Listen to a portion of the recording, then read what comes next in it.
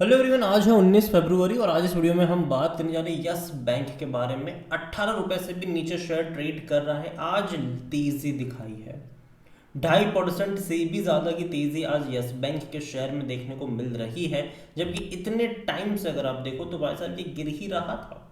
आज तेज़ी आई है और आज बाजार का मूड भी देखो तो हालांकि थोड़ा बहुत डिसेंट नज़र आ ज़रूर रहा है। बात करेंगे वीडियो में यस बैंक के बारे में कि यहाँ पर क्या चल रहा है, क्योंकि भाई साहब गिरावट तो भयंकर है। यहाँ पर हर बार गिरा है, अगर कोशिश भी करी है तो ज़्यादा की गिरावट ही हमें यहाँ पर देखने को मिली है। तो देखिए, वीडियो को शुरू करो उससे पहले अगर आपने अभी तक चैनल को सब्सक्राइब नहीं किया है तो प्लीज़ अभी इसे सब्सक्राइब कर लीजिए, क्योंकि आगे भी बहुत सारे वीडियोज़ हैं जो आपको काफ़ी ज़्यादा हेल्प करेंगे। तो 18 से भी नीचे शेयर ट्रेड कर रहा है यस बैंक का। एक साल के अंदर 34% का फॉल है। अगर आप हायर लेवल से कंपेयर करोगे तब भी यहाँ पर उतनी ही गिरावट हमें देखने को मिल रही है। गिरावट भयंकर है और ऐसा नहीं कि बीच में कोशिश नहीं करी, बीच में इसने कोशिश भी करी है तेजी दिखाने की। लेकिन जब भी कोशिश करता है 10-12% की जब भी तेज़ी आती है तो भाई साहब वहाँ पर एक प्रॉफिट टेकिंग कह लो वही देखने को मिल जाती है। क्योंकि देखो यस बैंक के केस में जो पूरा का पूरा सिनारियो है वो बहुत ही डिफरेंट है। दिक्कत यस बैंक में ये है कि जो जिसके पास सबसे ज़्यादा क्वांटिटीज़ है वो उनको बेचना है, ठीक है। दिक्कत यह है कि वो बेच नहीं पाएंगे इतनी सारी क्वांटिटी ओपन मार्केट में, तो किसी बड़े प्लेयर को लेकर आना पड़ेगा और वो है एसबीआई। एसबीआई चाहता है बेचना यहाँ पर अपना हिस्सा। बाकी बैंक्स जिसने यस बैंक क्राइसिस के दौरान इसको बचाया था वो उनको भी जो हिस्सेदार है, अब उनका जो हिस्सा है उसको बेचना है। लेकिन दिक्कत वही कि वो बेच नहीं पाएंगे ओपन मार्केट में, क्योंकि बहुत बड़ी क्वांटिटी अगर बेचेंगे तो भाई साहब एक झटके में शेयर टूटना शुरू हो जाएगा। तो किसी एक बड़े प्लेयर का यहाँ पर आना ज़रूरी है। बिट्स वगैरह कई टाइम से मंगाई जा रही, कई टाइम से प्रोसेस चल रही, लेकिन अभी भी उसमें कोई भी इम्प्रूवमेंट नहीं आया है।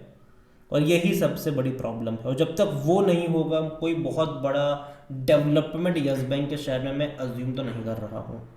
बल्कि जब भी थोड़ी बहुत भी तेज़ी आएगी एक प्रॉफिट टेकिंग ही आपको यहाँ पर देखने को मिलती रहेगी। अगर आज के टाइम पर अगर आप इसके वॉल्यूम देखो तो 4.5 करोड़ से भी ज़्यादा के शेयर्स ट्रेड करते हो मतलब होते हुए यहाँ पर नजर आए। बड़ी क्वांटिटी में ट्रेडिंग यहाँ पर हो ज़रूर रही है, लेकिन अगेन मैं कहूँगा कि मुझे हैरानी नहीं होगी कि अगर आज तेज़ी दिखा भी देता है तो आने वाले कुछ दिनों में फिर से गिरावट भी यहाँ पर आ जाए।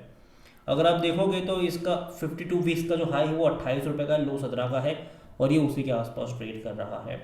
अपने 52 वीक्स के लो के आसपास से बैठ चुका है और हर बार लो बना रहा है। अगर कोशिश भी करता है उस लो से थोड़ा बहुत ऊपर उछलने की तो फिर से गिरावट आ है। देखो देखने में लगता है पेनी स्टॉक, लेकिन है नहीं।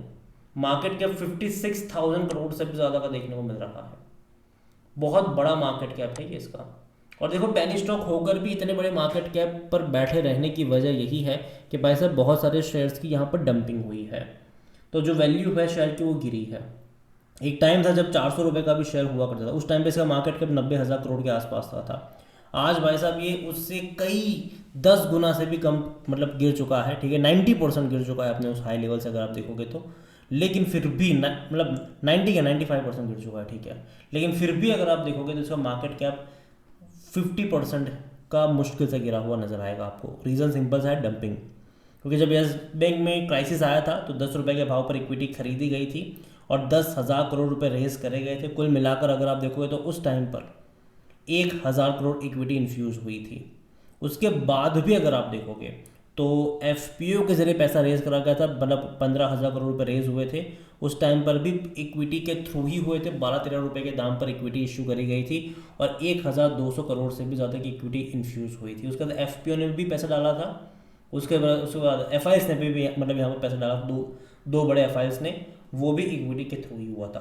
तो डंपिंग बहुत ज़्यादा हुई है और जाहिर सी बात है जब बहुत ज़्यादा डंपिंग होती है तो शेयर की जो वैल्यू होती है वो गिर जाती है और मार्केट कैप उसके चलते वही हो मतलब वही देखने को मिलता है। और यही यहाँ पर हुआ भी है।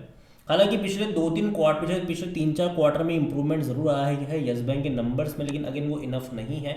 यहाँ पर इसका पी रेशो 25 का आपको देखने को मिलेगा, सेक्टर पे 16 का देखने को मिल रहा है। थोड़ा बहुत कंट्रोल में आया है। वजह यह है कि नंबर्स में इंप्रूवमेंट और शेयर में गिरावट है, ठीक है। क्योंकि पी रेशो वही है, ठीक है, price to earning ratio. Last quarter के नंबर बहुत अच्छे थे। 620 करोड़ के आसपास का प्रॉफिट था इनका और 9,400 करोड़ का रेवेन्यू था इनका। इससे पहले की क्वार्टर में 9,225 करोड़ का रेवेन्यू था और 565 करोड़ के आसपास का इनका प्रॉफिट था। तो प्रॉफिट बढ़ रहा है। और अगर आप देखो तो पिछले 4 क्वार्टर में ही बढ़ा है, वरना उससे पहले के क्वार्टर में प्रॉफिट उस तरीके से बढ़ नहीं रहे थे। जबकि रेवेन्यू बढ़ते थे लेकिन प्रॉफिट नहीं बढ़ रहे थे। तो वो कंसर्न था, लेकिन पिछले 4 क्वार्टर में इंप्रूवमेंट आया ज़रूर है। देखते हैं कि आने वाले क्वार्टरली रिजल्ट्स ऐसे कैसे रहते हैं, और अगेन इनको और अच्छे बड़े नंबर्स क्लॉक करने पड़ेंगे, तब जाकर ये इस वैल्यूएशन को थोड़ा बहुत कूल ऑफ कर पाएगा। यहाँ पर अभी भी यस बैंक वो बैंक है जिसका पी रेशियो एक्चुअली में सेक्टर पी से कम होना ज़रूरी है, क्योंकि तभी थोड़ा बहुत रिस्क कम रहेगा यहाँ पर, क्योंकि यहाँ पर जो सिनारियो है वो अगेन फंडामेंटल्स के ऊपर नहीं अभी ट्रेड कर रहा है। ठीक है, ये ट्रेड कर रहा है कि भाई साहब सेंटीमेंट किस तरफ पे जाएगा, जिसके पास शेयर्स है यहाँ पर। हालांकि सारा मतलब सब में यही होता है, लेकिन यहाँ पर एक स्पेशल केस यही है कि एग्जिट चाहिए प्रमोटर्स को। ठीक, मतलब जो अभी के टाइम पर इनके करता धरता है एसबीआई और बाकी बैंक्स को एग्जिट चाहिए उनको। ठीक है, और जब तक वो नहीं मिलेगा एक तलवार लटकती रहेगी, यहाँ पर अनसर्टिनिटी यहाँ पर बनी रहेगी। यहाँ पर प्रमोटर तो जो थे राणा कपूर एंड फैमिली, वो तो बेच बाच कर निकल लिया यहाँ से। म्यूचुअल फंड के पास 0.74% का स्टेक है, जो पहले 0.25 था, मतलब खरीदारी करी है म्यूचुअल फंड ने। डोमेस्टिक अगर आप देखो तो 38.15% से 38.10% पर आए, थोड़ी सी बिकवाली हुई है। एफ ने भी यहाँ पर बिकवाली करी है 27% से, वो भी घट के 26.74% पर आए हैं। रिटेल की होल्डिंग यहाँ पर 22.55% की है, और जो अदर पार्टीज है वो 11.87% का स्टेक यहाँ पर लेकर बैठे हुए हैं। ओवरऑल शेयर होल्डिंग पैटर्न ठीक ठाक है, खराब मैं इसको नहीं कहूँगा। ठीक है, ठीक ठाक शेयर होल्डिंग पैटर्न है, लेकिन अगेन यहाँ पर ये बहुत बड़े चेंजेस आपको देखने को मिल सकते हैं जब जिसके पास होल्डिंग है वो बेचने की कोशिश करेंगे। लेकिन जैसे कि मैंने कहा, अनसर्टेनिटी की सबसे बड़ी वजह यह है कि किसी एक बड़े प्लेयर का आना यहाँ पर बहुत ज़्यादा मुश्किल नज़र आ रहा है। रीज़न सिंपल है कि जो वैल्यूएशन शायद ही मांगेंगे, शायद वो देने को तैयार नहीं, क्योंकि बाजार ऑलरेडी बहुत ज़्यादा गिरावट दिखा चुका है। पहले जिस वैल्यूएशन के ऊपर पैसा रेस करने को लेकर चर्चा हो रही थी, अब उस पर तो भैया कोई नहीं आएगा। ठीक है, क्योंकि कहीं ना कहीं अभी अगर आप देखो तो बहुत सारी कंपनियों के जो शेयर प्राइस में गिरावट आई है, जाहिर सी बात है एक साल पुराने मतलब एक दो साल पुराने वैल्यूएशन के ऊपर कोई खरीदारी नहीं करेगा। यहाँ पर यस बैंक के शेयर में खरीदारी करने के लिए कोई बड़ा प्लेयर नहीं आएगा। दूसरी यहाँ पर जो चैलेंज यहाँ पर आएगा वो यही होगा कि अगर बिकवाली के लोग करने के लिए तैयार होते हैं भी है, ठीक है, जिस वैल्यूएशन के ऊपर, तो सबको साथ लेकर आना पड़ेगा। एसबीआई के पास मुश्किल से 23-24% का स्टेक है यहाँ पर। ठीक है, बाकी और बैंक्स के पास है, और इवन सारी बैंक्स का भी पूरा भी नहीं पड़ेगा 50% से मतलब ज़्यादा का स्टेक है ही नहीं। ठीक है, कुछ एफआई से लेकर आना पड़ेगा, तब जाकर वो बेच पाएंगे। और एक और जो सबसे तीसरी प्रॉब्लम यहाँ पर आएगी, सबको साथ आगे लेकर आ भी जाते हैं ये, तो किसी इंडियन प्लेयर का आना यहाँ पर ज़रूरी रहेगा, तब जाकर चीज़ें शायद थोड़ी बहुत सॉर्ट आउट हो पाएगी। अगर कोई फॉरेन इन्वेस्टर आता है, ठीक है, तो आरबीआई उसके लिए अप्रूवल देगा कि नहीं, वो एक पछड़ा यहाँ पर फंसेगा। तो बहुत सारी चीज़ें अनसर्टेनिटी यहाँ पर बनी हुई है, और इवन जो आएगा वो 50% मतलब 51% स्टेक भी उसके लिए इनफ होगा कि नहीं, वो भी बहुत बड़ी बात है। तो बहुत कुछ है यहाँ पर, बहुत सारी चीज़ें यहाँ पर होनी बाकी है, और वही दिक्कत है यस बैंक को लेकर।